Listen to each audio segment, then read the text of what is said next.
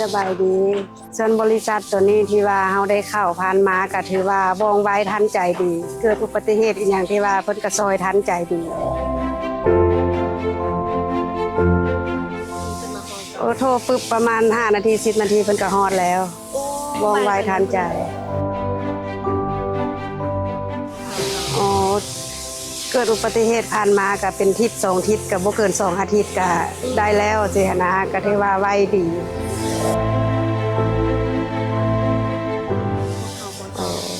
ก็ฝากถึงลูกค้าที่ว่าประชาชนชาวนครหลวงเนาะผู้ใดอยากเข้าประกันภัยตัวนี้ก็มาได้เลยเนาะเพราะว่าบริษัทเพิ่นนี้บริการว่องไวทันใจดี